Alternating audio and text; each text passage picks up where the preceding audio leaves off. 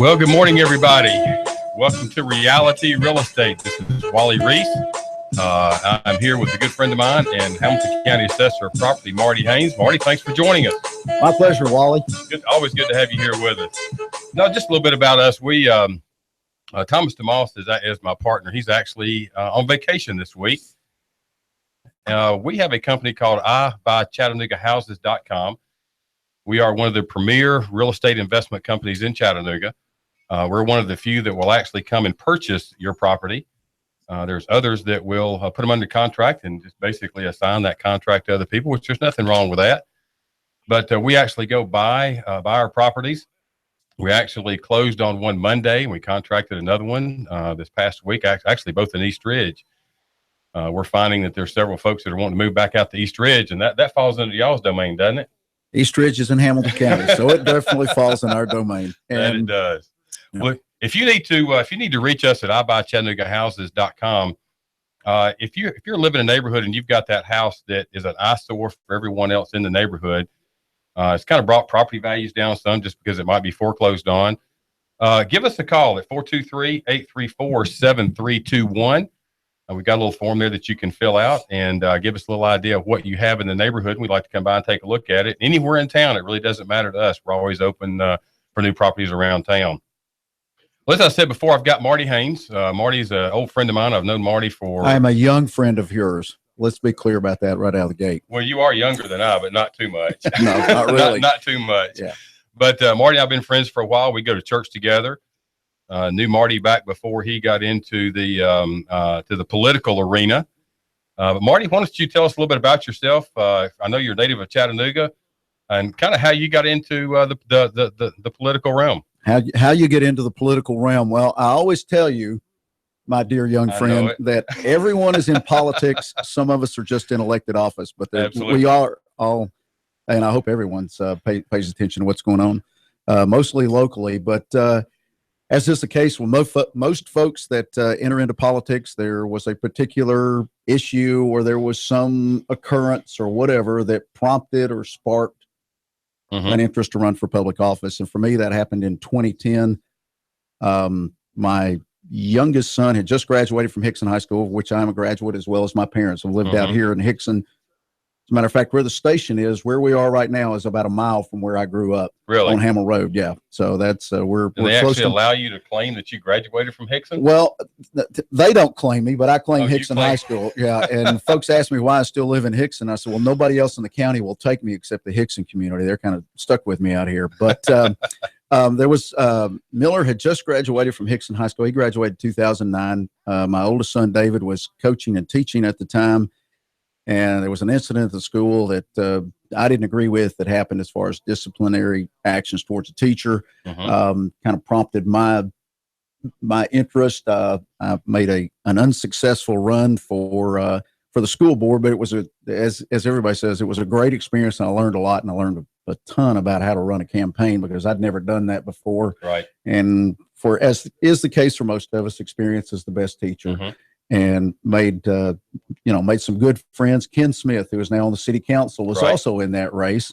And we both thought it was wise to run against a longtime incumbent and a true Southern gentleman in Everett Fairchild. And anyway, Ken and I formed a great friendship then. And he's gone on to city council. He was elected in 2013 and then was just reelected and was unopposed, which is a rarity in city council races to be unopposed. So I guess that means he's doing a good job. Well, most folks must think he's doing a good job if he ran unopposed. So that's good for him. So I was on the ballot in 2010 for the school board out here. School board districts are the same as county commission districts. Right. Turn of events. Then County Mayor Claude Ramsey was asked to in 2010, he had just won re-election as county mayor. Later that year, well, at that same time in November, Governor Haslam was elected in November as our new governor in 2010. Early that year in 2011, he asked Claude Ramsey to come be his deputy governor or chief of staff, whatever title you want to give him. Then our county commissioner in District 3 was Jim Coppinger. He was appointed to be county mayor in early part of 2011. There was an appointment made to the county commission again in the spring of 2011. There was going to be a special election in 2012 was the presidential primary. Right. And so there was the District 3 County Commission seat the primary would be in March of 2012. I had a lot of folks come to me and say, hey, why don't you consider running for that, blah, blah, blah, all those different things.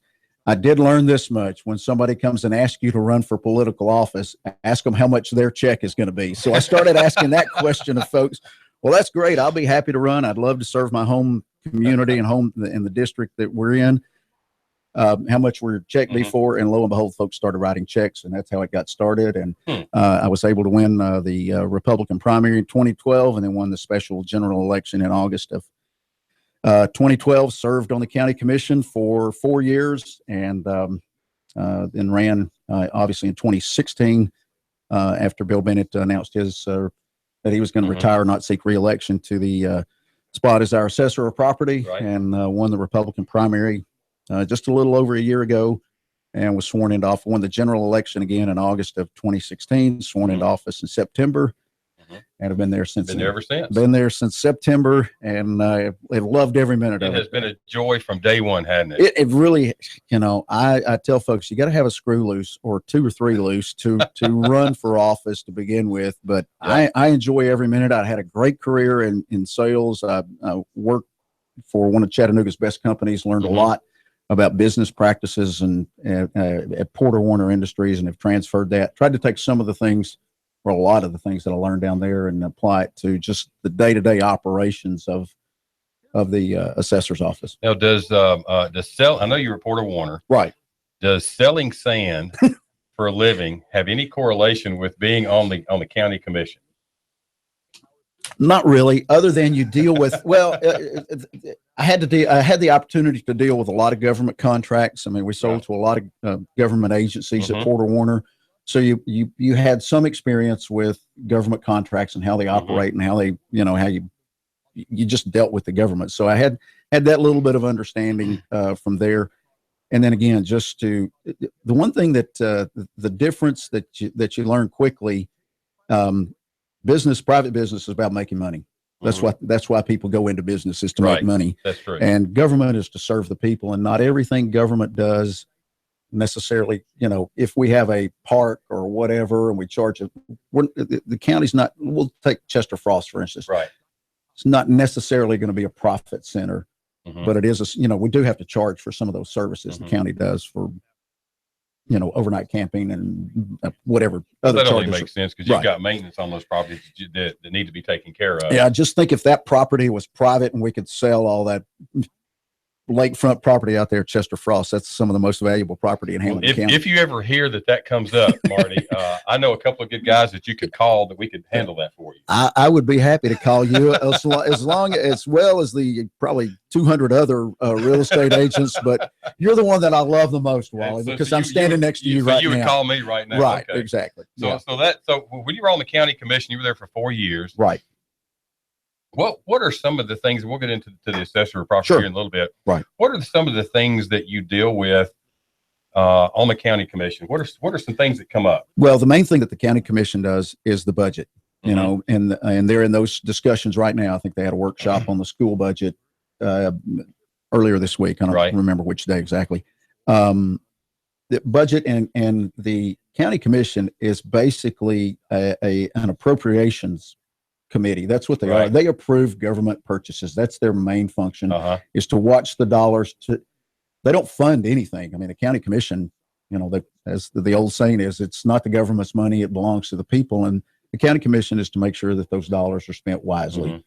And again, some of that having a business background, and there are a lot of private business people on the county commission now, and I think that helps to watch over to see how the dollars are spent. You get some zoning issues from time to time, as we all know. There are a lot of old family farms across the county, whether it's being Appleton, Ooltewah, Birchwood, Hickson, Middle Valley, Soddy Daisy. So you get those where it's going to be somebody wants to sell the old family farm and turn it into a residential property or whatever the case may be. So that would come. Do zoning issues come before the county commission at all? It's a 3-step process, but yes, they do. If it's in the unincorporated areas of the county. First, if you have to send an application to the regional planning agency, which is downtown at 1250 Market Street in the DRC, the Development Resource Center, you have to make your application there if you're going to make a zoning change for any property, whether it's in the city limits of Chattanooga or Hamilton County. Then it would go to a body that meets the second Monday, Regional Planning Commission. They meet the at the courthouse at 1:00. Those two, you can either be approved or denied. Just because you make your application, it still gets forwarded. Even if they deny, if the regional planning agency, they may deny your application to go from A1 to R1, agriculture to residential. Right. It could go to the planning commission. They could deny it. It could go to the city council or the county commission. And that's where the final decision is made, either up or down, yes or no. The previous two votes do not matter to either the council. I mean, I will say it doesn't matter. You take that into consideration. But there's some kind of weight. Yeah, but if been denied for some reason. Right. Whatever the denial may be, or approval. Just because you've been approved does not mean that either of those local government bodies will say, okay, we're going to approve this without checking things. And they may have reasons to deny something. So, that's very interesting. Yeah. Now, does the Hamilton County Commission correlate with the city council at all? Or are they, I mean, I know they're two totally different entities, but do they correlate at all on certain issues? We do. And again, I was blessed in the fact that I took office in August of 2012. And like I said, my good friend Ken Smith took office in April of 2013. So Ken and I have been friends for 3 or 4 years at that time. And we had a great relationship. We still do. We're personal friends, so it was easy to talk about, and we didn't always agree on things. I mean, we had not a lot of differences on issues, but there were a few things that we disagreed on, and that's okay.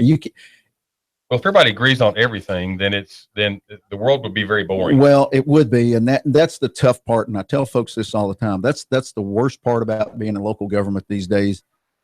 You can disagree with somebody on an issue and still remain friends, but in a lot of cases, that's just not the case. I mean, if somebody disagrees with you over a zoning vote or, a vote on the budget or whatever, I just disagreed with you on that issue. I didn't disagree with you as a person or the way you lead your life or anything. It's just we disagree over that issue. And we could talk about Washington all day long, but if we can't have civil conversations about the areas that we disagree on, then we're never going to solve any issues. And I think that despite the fact that city council has their own, jurisdiction power, municipal powers and legislative powers actually, and the county does as well, the county commission, we still got along. I mean, I know several members of the city council get along with him great. They're from Chip Henderson. Our sons played baseball together at Bryan College. Jerry Mitchell, I've gotten to know very well. Darren Ledford, who's newly elected out in the East Brainerd area. So those four I know very well from a personal relationship. So it's not anything to go to lunch or have coffee with them. Right. And we can discuss. We may or may not discuss, local issues. I mean, heavens, you get attorneys in the courtroom and they rip each other apart, and then they go out and have dinner afterwards. Well, and that's true. And but that's their job. It is their job, and they look at it that way. So, and that's the way we looked at it from the county commission and the city council. The one thing, I guess, the county commission does not make rules. I mean, we only occasionally, the only rules we make apply to the performance of the county commission and govern our own self. Those are the rules that we put in place. But as far as specific rules or laws, we don't make a lot of laws. County commission is an extension of state government. So that's a little different than the city council, because city council actually will make ordinances and laws within the city of Chattanooga. Right. That is true. And I guess my question is this, and certain things I agree. You're going to run for city mayor someday. I know that's in your future. No, I'm no. You going to write me a check? Yeah, I'll write you a check. $10. Need a couple of commas in that check, Marty. Exactly. A couple of commas in that check. Yeah. But you're learning fast. That's I right. like that. You caught on quickly. Long enough. But I mean, not going just with federal, but state and local. But does the council, whether it be city, whether it be state, are they always working in the best interest of the public, or is it more of, I'm gonna slide a little something your way, you slide a little something my way? I mean, I'm looking from the outside in. You've been there. and it may appear that way, but it didn't work that way for me. And I told you I was running a little bit late. I was in a meeting with one of Chattanooga's largest developers sitting in my office this morning about property values, and big supporter, and to his credit, he never brought up the fact that, hey, I was one of the first people to get on board with you, support you. It was just, I want to be treated fair and equitably on the value of my property. So I think if you're a professional business person in town, whether you're male or female, business is business, profession is profession. And, and I don't know if they're looking for a special handout. Like you said, they just want to be treated fairly like everybody else. And that's, that gets lost sometimes on folks. And, or at least what's reported gets lost. Well, my mother, who most folks in the Hickson area or who know me know my mom, and she used to get frustrated with the things that we printed in the paper. And I said, Mom, they haven't told any lies about me. They're just not telling you all of the story. They're telling you the part of the story that they think you need to hear. It's news. Yeah, that they think is news. So, if you're only getting your news from one or two sources, you need to probably expand your base as to where you're gathering your news from these. So I've always understood that if it shows up on the internet, it must be true. Oh, absolutely. Isn't that the way it goes? And to a certain generation, and even more so with and my mom, she's 83, be 84 this summer or later this fall. If it's printed in the newspaper, then it is true. And I'm not taking a shot at the Times Free Press, because they've been very fair to me over the years. They may not be to everybody else, but to me, they've always been fair, even when they disagreed with me, and they've never endorsed me in a primary race. So, they must not know you as well as some other people do. Well, that's probably why they didn't. But, absolutely. Well, let's go. I want to go back to your family just a minute. Sure. You've got two boys. Two, yes. And how many grandchildren do you have? I have 3 grandchildren. As I tell folks, one by birth, or 2 by birth and 1 by marriage. My oldest son, David, who was a teacher and coach here in Hamilton County. Whose nickname is? Pudge. Yeah, if you go to Economy Honda, shameless plug for him. If you go to Economy Honda and ask for Pudge, they'll know who you're talking about. But he married my daughter-in-law, Nikki, and she had a daughter when they got married back in 2010. And Marjorie is now a junior in high school. We love her to death. She's a great student. First of all, she's very talented in the academic world and in the classroom, and she's a very talented athlete as well. And then we have 2 little ones. Miss Mallory is the boss. She will be 3 July 7th, and Mr. Manning, who is the tail end of the David and Nikki's little family, he'll be 2 in August. So we've got quite a stair step of family there. And then young Miller is 27 now. That's hard for me to believe, but yeah, he's 27. The good news is they're both college graduates. They're both gainfully employed, and when they left the house, they haven't been back yet. So that's a good thing. That's a good thing. And that's a good thing. I think they would go, if they had to, they'd go anywhere. They'd go to your house before they would come to mine. Hey, I've got an extra bedroom now. I understand. But David and Nikki, she is originally from Athens, and they live in that area, and so they commute back and forth to Chattanooga every day, and that's their decision, not mine. I wouldn't necessarily want to do it. And Miller, he works for another friend of ours, Steve Holt at Compass Auctions, and it's a unique business. They auction off construction equipment, and they do some work with a variety of folks. And you wouldn't think Miller would be in any kind of an auctioning type of a situation, because he's kind of quiet. Well, this is true. He is not an auctioneer, but he helps manage the inventory. I don't know that he's necessarily tagged as the business manager, but he kind of manages the inventory and manages the auctions that they do locally and around the Southeast. They do a lot with TVA. They've done some with EPB and the city of Chattanooga, Hamilton County government, and some other governments around the area. So it's a growing business. Again, it's his mom and I have been divorced for long enough that we're now good friends, and she was a little disappointed that was the choice he was making for his job. And I said, well, here's the deal. In a different way.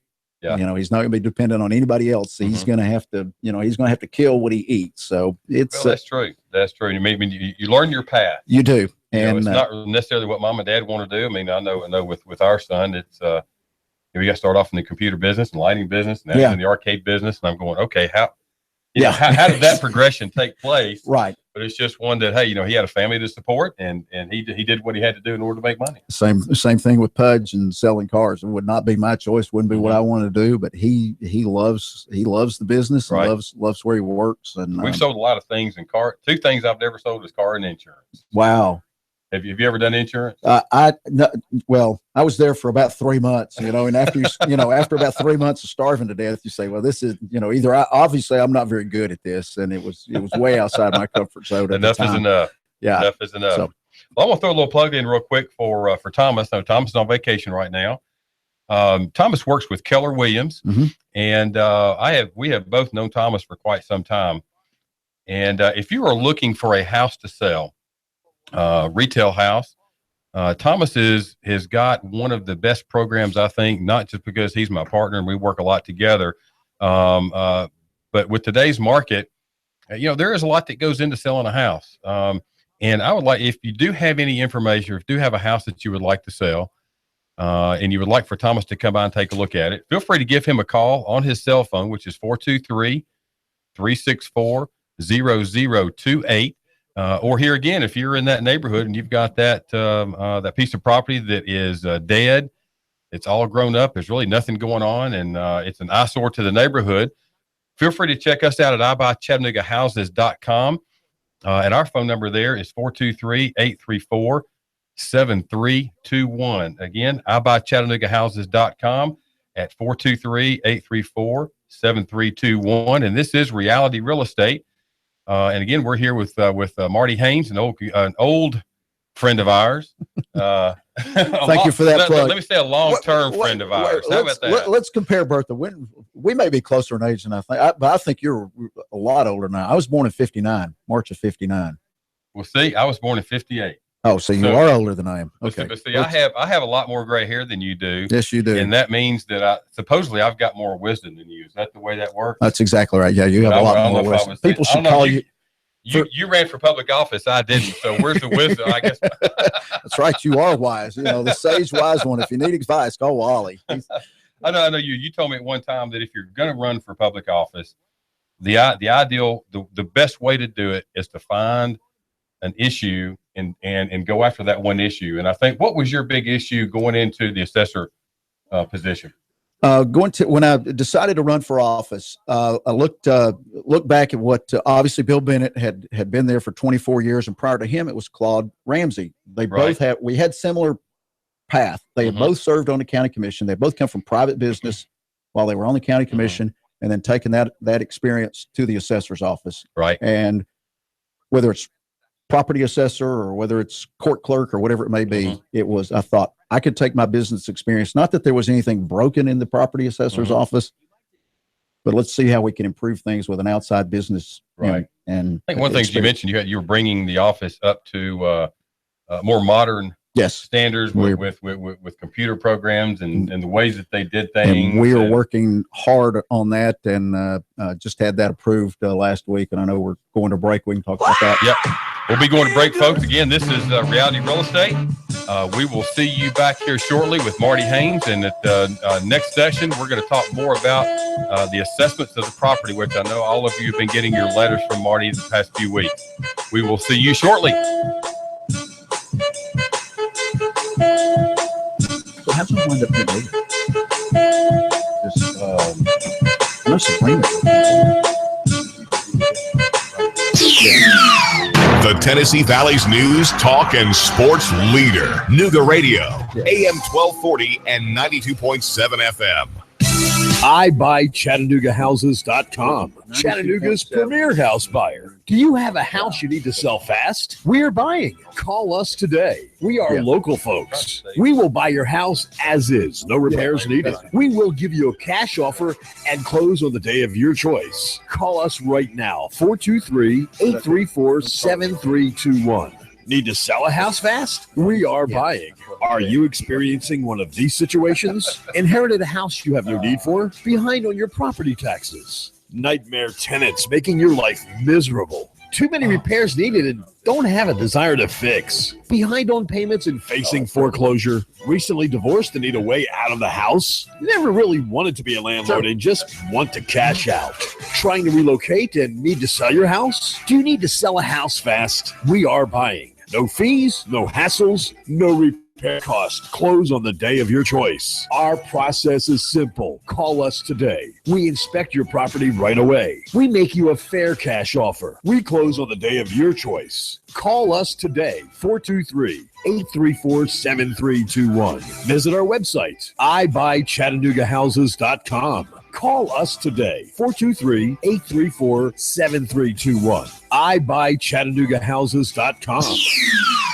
The Tennessee Valley's news, talk, and sports leader. Nooga Radio, AM 1240 and 92.7 FM. 3,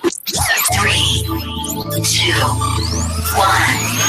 Chattanooga Radio, AM 1240 and 92.7 FM's news now. A woman involved in a crash on Tuesday has been charged with vehicular homicide and DUI after deputies say neither of her children inside of her Kia were wearing seatbelts when she smashed into a Nissan traveling southbound. 2 children were ejected from the car during the crash. One of them died, the other one airlifted to the hospital. A 7-year-old was also airlifted to the hospital with a fractured skull. As yet, unnamed benefactors have added funds for the inclusion of In God We Trust decals on the Sheriff's Office cruisers in Bradley County. Red Bank Chief of Police Tim Crystal was let go over personnel issues by City Manager Randall Smith. The previous police chief in Red Bank was fired too back in 2010. A woman was robbed outside of a dialysis clinic. The woman says the man demanded $40 from her. When she said she didn't have any money, he then took her phone and lifted his shirt to reveal a handgun in his waistband. She then gave him the money and drove him to a motel and then drove back to work.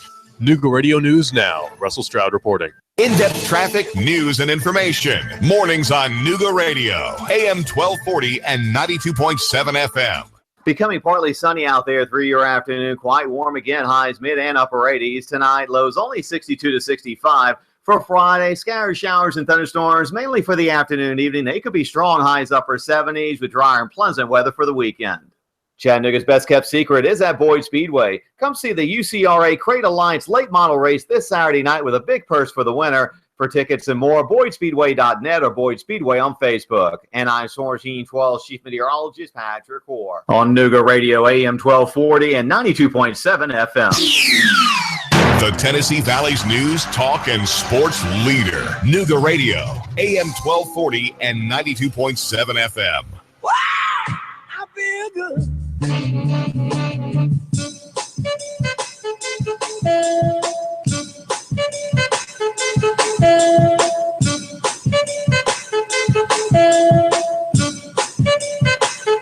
Good morning again, folks. This is Wally Reese with Reality Real Estate here with Marty Haynes, the Hamilton County Assessor of Property. Want to thank all of you for joining us. We are doing Facebook Live, and if you want to see a recording of this show, feel free to go to ibuychattanooga.com. That will be posted up a little bit later on today. In Reality Real Estate, what we try to do is just simply try to bring as much reality to the real estate market as we possibly can. Because even though this is a good market right now, how long is it going to last? Nobody really knows. But we are at I Buy Chattanooga Houses. We do buy properties around Chattanooga. If you do have that piece of property in your local community, or if you're just driving by a piece of property, you see that it's vacant, feel free to go to our website at ibuychattanooga.com and fill out our little form, or you can call us at 423-834-7321. And we'll be more than happy to come by and take a look at that piece of property. Also, if you're thinking about listing a piece of property, if you've been in your house for quite some time and you're thinking about listing your piece of property, Thomas DeMoss at Keller Williams is the person you want to chat with. I've known Thomas for quite some time, and his phone number is 423-364-0028.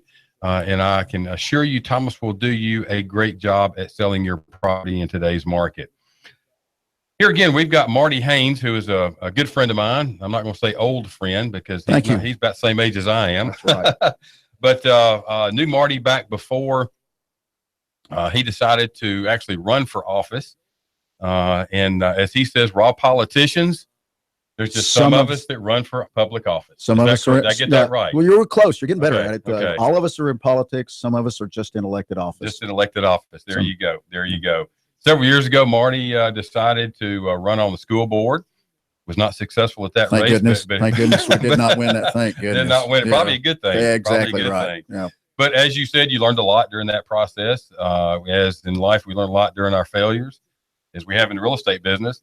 But then you ran for county commission, and you were there for 4 years, I believe it was, weren't you? August of 2012, actually until September of 16, but yeah, 4 years. 4 years. Yeah. And then for some reason you decided, or somebody came to you and said, why don't you run for assessor of property? Well, nobody came to me. And that's one of those great local things. Usually when you're going to run for office, you say, well, I met with several of my friends, or I had a lot of people come to me and ask me to run. That was the case in the county commission. But the property assessor, when Mr. Bennett decided not to seek reelection and to retire, I pretty much, had a couple of prayers, just me and God, and there wasn't a whole lot of people involved in that. I did bounce it off after I'd made up my mind. I bounced it off a couple of folks and said, do you think, I could do this? Do you think this is something that would, that I'd be successful at? And that was more about the campaign more than doing the running, actually administering and running the office, managing the office. Right. Well, now, I'm sure everybody listening and those people that are on Facebook Live, folks have received a lot of letters from you over the past few weeks. Right. With that. And I think that's pretty nice, Marty. Marty Haynes, Hamilton County Assessor of Property. I consider it a privilege to know you. Because I can say that I know Marty Haynes. You know Marty Haynes, and I can call him. The first question they have is, do you have his cell phone number? I want to talk to him about my property. Exactly. and that's, that comes with the territory. You know that when those letters are going to go out, or the notices, reappraisal notices, and then we do. He does that once every 4 years. And it's by state law, you have to do it every 4 years, 5 years, or 6 years. The state's really pushing counties. There are just a handful of counties left on a 6-year reappraisal. The majority are on 5-year. I think about 65 counties are on the 5-year plan. We happen to be one of about 18 or 20 that are on the 4-year plan. 4-year plan for somebody like a county like Hamilton is all the growth that's going on. So, because the thing is to try to keep market values fair and current. So when you got that notice from my office, you could have gotten it as early as mid-February and should have gotten it at least by the first or second week of April. It would show you the previous assessment and the current assessment or appraisal, whichever one you want to look at. Well, the previous assessment for 90 to 95% of the people was from 2013 is your fair market value as of January 1, 2017. So it's a 4-year process. We didn't just start last summer. Now, when do those appraisals actually take place? I mean, when do they start? How long does it take to do it? When do they start? And I've given a lot of speeches to civic groups and neighborhoods and churches and whatever the last few months. We're just about to put 2017 to bed. We're almost finished with it. It started July 1 of 2013, and it will end June 30th of this year. On July 1, we'll actually start on July 5th because of the Independence Day holiday. On July 5th, when we come back to work, we will start on the 2021 reappraisal then. And we break the county up, and we'll spend most of this conversation focusing on residential. We don't need to deal with commercial. Yeah, we don't care. But those businesses, we don't care about those evil, greedy business. Anyway, no, I shouldn't say that. But we have just under 150,000 residential properties in Hamilton County. And we break the county up into 5 different areas. And so each area has roughly 30,000 homes or properties, residential properties in its area. So in the next 3 years, we will see roughly 10,000 properties per year for the next 3 years. And then in that 4th year, they will look at all of them again. When we get back to the summer of 2020, we will review every piece of property again. Every piece of property we will review it at least twice. Now, sometimes that means we're on your property, and it may be just a simple, and we get accused of drive-by assessments all the time. I was going to ask you about that. Yeah. I'm glad you brought that up. And sometimes, and sometimes that's all it is. And what that means is we drive by, we look at your home and say, okay, there have been no physical changes. They've not added a garage or added a second story or an extra exterior garage or whatever the case, or haven't put a pool in or a storage building, whatever it may be. That's the first thing we look for. the thing that drives market value, and we don't set the values, and I've learned this from some of the other assessors that have across the state that have a lot more experience than I do. We don't set the market.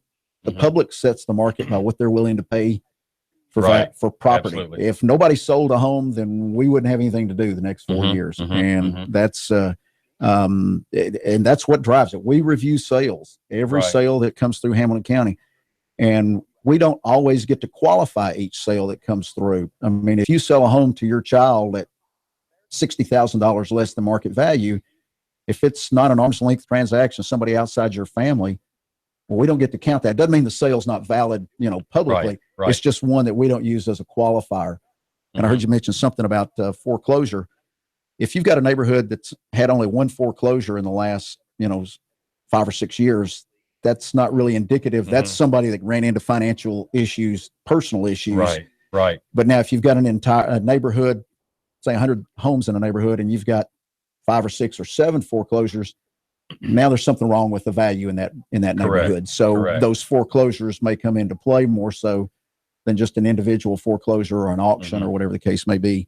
But from the real estate side of that, if you do have that foreclosed house in your neighborhood, that eyesore, somebody might not be willing to pay quite as much as they would if that house was not there. Correct, and that's tough because there are a lot of folks that buy foreclosed homes or auction homes, and we have a lot of we have back tax sales in the county and the city of Chattanooga as well. People aren't paying their taxes; those properties get auctioned. Right. Well, they're not going at fair market value. You're picking it up at an auction way price. Below that. So now, if I've got when we go out and purchase property, we're typically going to purchase property in an area that is up and coming. Correct. And we've got a piece of property. We've got one right now that actually appraised for what we sold it for. Okay. In the Orchard Knob area. Right.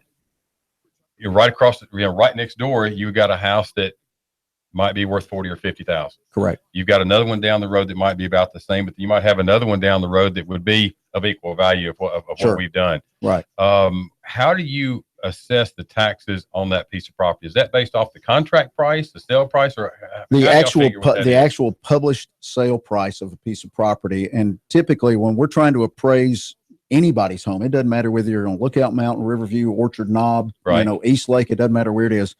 We try to find as many sales. We hope to find 5. In some cases, if you're in Ooltewah or Appleton, Collegedale, you can find 5 sales anywhere. Right. I mean, there are plenty of sales out there. Same thing for the Soddy Daisy area, and even here in Hickson, there are plenty of sales. What we try to do is find the 5 that are closest to you, in location, and then an age and description of the home. That's what we're looking for, and square footage. Right. Those are the things that we try to find, and then we assign a value based on square footage of your home. And then the other thing that we take into account that often gets overlooked by the public is the value of the property, the land, the actual land that your home is sitting on. Right.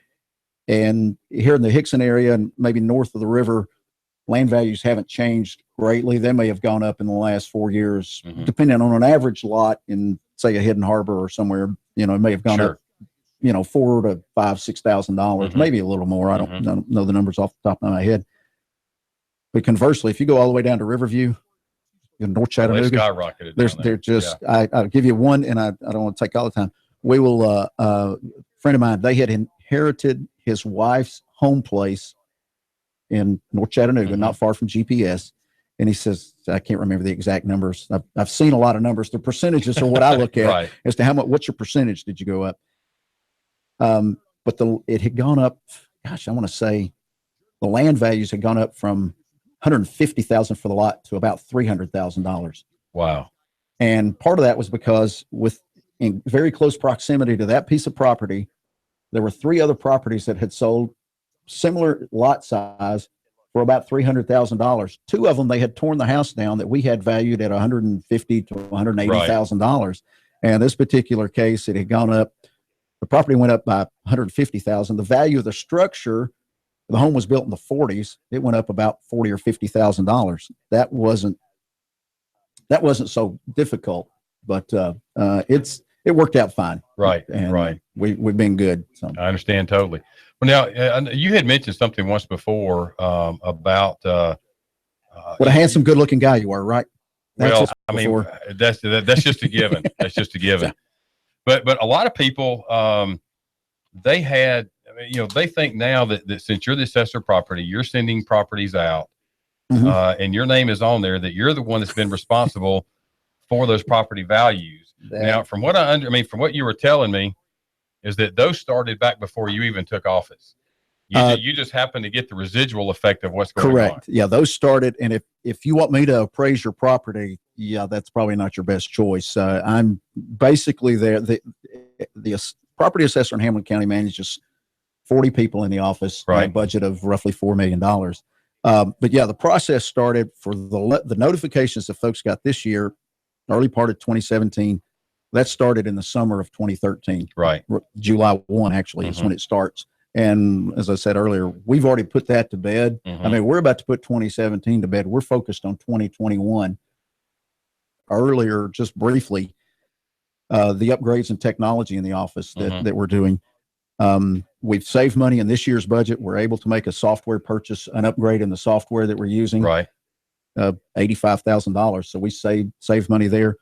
Some of that came from business decisions of, we had county cars. We had some of the employees that were taking a car home every night. And I sat down and talked with those 6 or 7 or 8 folks and said, as to why you need to take that county vehicle home every night, that's fine. We'll continue that practice. If not, we're going to park them. And I gave them 60 days to find another vehicle, because I found out that, that might just makes sense to do. Yeah. So that, they needed a plan to be prepared for that, get their other vehicles, whatever, get them in working order if need be, and those sort of things. But those are just some things that you do. And some of those savings have allowed us to put money back into technology and get. Well, that's always a good thing. I mean, there's, why do you take your car home? If you're a police officer, I got no problem. I really encourage that. It's kind of good to have that in your neighborhood. I'm a big fan of that. When you've got a police officer in your neighborhood. But now if, with properties, we just had somebody on Facebook Live that had said their values went down a little bit, not much. Okay. So I'm assuming that just based off of some properties maybe not of selling. Most likely that is what happened. The land value, I don't know if anywhere in the county that the land values went down. It may have happened, but the structure itself, if you live in an older home, it may have, the value of your structure may have decreased a little bit. Right. Because we didn't have any sales to warrant, an increase in value on your property. And even the land may have gone up. Let's say the land went up 5,000, but the value of the structure may have gone down 10,000, just as a for instance. And we saw that. You mentioned Orchard Knob earlier, East Lake, and some other areas. We actually saw some decrease in values. I got you. Yeah. I got you. So if you have if you think their values have gone up way too much. Arguable if they've gone up way too much, or if they haven't gone up enough. I mean, with the market that we have right now, but if somebody has a situation where their property they think has been overvalued, what is that process? That's a great question. To try to bring that to y'all's attention. They do. And you have a legal right by state constitution to do that. The first thing is call our office, 209-7300. And ask for Marty Haynes? They can ask for me. If you want your question answered, you might want to ask for one of the appraisers. But if you want to talk to me, that's fine. I'll be there. And I'll take calls. And usually I do have to take notes and then hand it off to somebody else. Say, hey, check this out and see what, find out what we can do. I can, and by choice, I made it to where on my computer, on my desk, I can't make any changes. And that's, I don't need to be doing it. That's probably a good idea. Well, and I just, I've not been there, don't have enough experience. And I don't think it's something that I ever want to do. I think that's what the appraisers, that's what they get paid to do. But if they want to call, they can do that. Call the office, 209-7300. Up until next Friday, the 19th, we can do an informal review. And that's by state law. You can have an informal review. And hopefully we can defend the value that we have on your property, or, and we can agree, then maybe we're off by $50,000, just picking a number, and we can settle. Okay, this is how we got to here. And this is what I always tell folks: your home and your neighborhood better than we do. I mean, we're there. At a minimum of 2 times in 4 years. We may be there more often if there's a lot of new construction or whatever. So we can talk to you informally through next Friday. Then from there, you have to send a request and an application to appeal the value that we've placed on your home, and you go before the County Board of Equalization. They meet in our office out on just off of Bonnie Oaks Drive. We have nothing to do with their decisions. They don't report to me. They don't call me. They don't do anything. They meet because we have a conference room. You meet in the conference room, and their decision is final. They can raise it. They can lower it. They can say, nope, everybody, this is the value that we think the assessor's office got this right, and we're going to keep it as is. They may decide to lower it. If you've got information, if you're going to appeal to the county board, you need to bring information other than, well, it's just too high, and I haven't made any improvements in 10 years. You need to have some hard proof, because we're going to have sales. Whoever the appraiser is, he's going to have some documentation to say this is why the value of that piece of property went up X dollars or whatever it may be. So it's a two-step process. You can call us, and it's an informal review, very cordial, and usually it's not confrontational at all. It's your property. We work for the public, and I know people get tired of hearing folks in government say that, but we do. Yeah, but it's the truth. And in this case, we really do, because it's your home, and or your small business or large business for that matter. Then it goes to like I said, it goes to the County Board of Equalization starting June 1. And if you disagree with their decision, you can go to the State Board of Equalization. They meet in Nashville on a monthly basis. If you disagree with the state's opinion of your value, you can go to Chancery Court at that point. And now you can waive both of the county board and the state board and go straight to Chancery Court. I would advise you not to do that. I would try to settle it without attorneys being involved ahead of time. Go through the process. Yeah, there is a process to do it, and it to be fair to everyone that comes through. So, well, I know you don't pay tax. I mean, if you value a piece of property at $200,000, you're not paying tax on $200,000. That's right. Right. A lot of people, me being in real estate, I kind of understand how that goes. But for some of our folks out in radio world, or even on Facebook Live, they don't know what that process is. They know that it's valued here, but then there's an assessment, and you pay a percentage or a dollar amount or what. I mean, how does that whole process work? Right. By state law, again, it's there's a whole chapter in the state constitution that's dedicated just to property. Property assessments, and that's good. That's good for the public and for property owners. The value, if it's for $100,000, it's a 25% value on residential property. It's a 40% value on commercial property. Then if it's utility, railroads, I'm going to say hospitals, and I'm not sure that's accurate. It's at 55%. So some of those go all utilities. I mean, they get, the public utilities get assessed, the state assessed, and the state does that. We don't do that. There's also, if you have a charitable organization, churches in particular, you can ask to be exempt. We don't approve that locally. That's approved again at the state level. And we have to track that. We have to track those. And, that was one of the first things I had to do was send every church in the county, say, hey, we need to make sure that by state law, we have to make sure you're still operating as a church. And this is, you still, and there were 2 or 3 questions. It wasn't a detailed report, but again, to get those back, because we have to place a value on those. And if you're not, if you're operating as a charitable organization, then the value is zero, basically, certainly for churches, and then some of the other charities that around the county. But that doesn't always. It's not always the case, because they may be meeting in a building and I'm getting off way on a tangent here. Well, it's interesting you say that, because I had not going to mention their name, but there's a family member years ago, living in California, that actually started a church, 501c3 in their church, for the sole purpose of not having to pay taxes. And am I thinking, okay, now can I do that? Can I have a church at my house? Well, and it's a tough call with separation of church and state. You want to make sure, you want to be fair and accurate with everybody and not show any favoritism or partiality. And that's what we do in the office. We don't try to do it. We do it. And, used to, in years past, we're going back 30, 40 years ago, the local assessor had the right to, waive or make a piece of property exempt.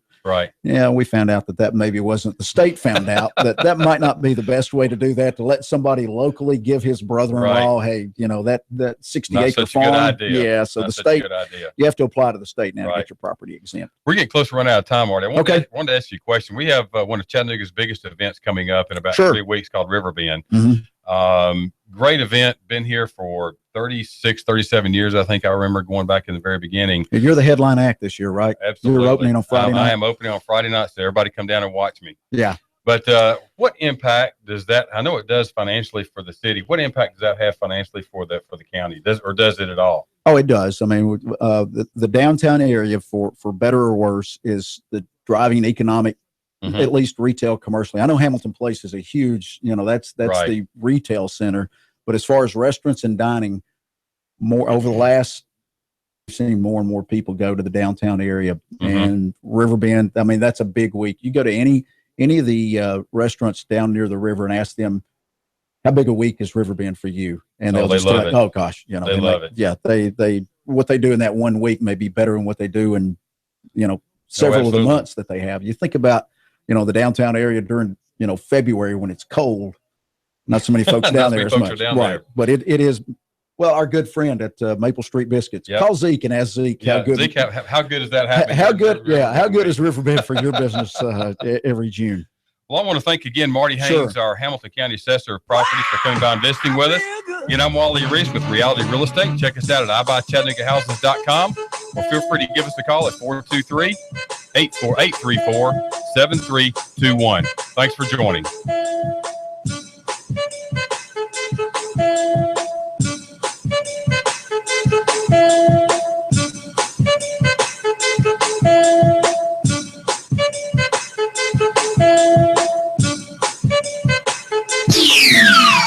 The Tennessee Valley's news, talk, and sports leader. Nooga Radio, AM 1240 and 92.7 FM. Competent, kind, caring, knowledgeable, experienced, great listener, great negotiator, in touch, accessible. If these are the characteristics you want and need in a realtor, you want and need Thomas DeMoss of Keller Williams Realty. Thomas is a very gifted realtor who puts the client's needs first. Whether you're buying or selling a home, Thomas is the realtor of choice. Thomas will help and guide you through each step of this very important process. For many of us, the purchase of a home is one of our largest investments and most important family and financial decision. Let Thomas use his 10 years of experience in the Chattanooga real estate market to give you the advantage you need when buying or selling a home. Buying a house? Thomas can help you navigate the emotional and somewhat anxious process of buying a home. For those of you who want to sell a house, Thomas uses his marketing and negotiating experience to help you sell your home for top dollar. Thomas is a local resident raising his family here in Hamilton County. He knows the area very well. For many agents, real estate is a job. With Thomas DeMoss, it's a passion and what he loves to do. Call Thomas today for a no-obligation consultation. He makes the process as simple as possible. Call 423-364-0028 and visit his website, northriverpropertygroup.com.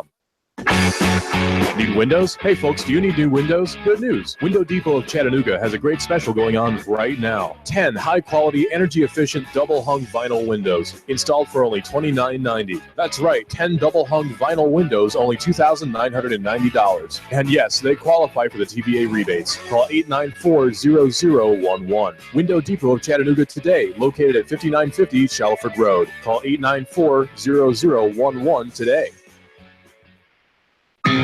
It is Eric Jones hard into the outside wall, and they are still 3 and 4 wide. It looks like we're racing at Talladega. Caution flag is out. It looked like Denny Hamlin was trying to get by Ricky Stenhouse. Got into the back of Ricky at the line. Man, that's a close one. Matt Kenseth wins stage 1. Green checkered flag is out, and Brad Keselowski has won stage 2. Dale Earnhardt Jr. into the wall. That will bring out the caution. Caution waving once again. And again, it's Dale Earnhardt Jr. involved. Oh, trouble. Ty Dillon has gotten turned to the inside of the racetrack, and Clint Boyer has just nailed him. Matt Kenseth falling back, the field storming.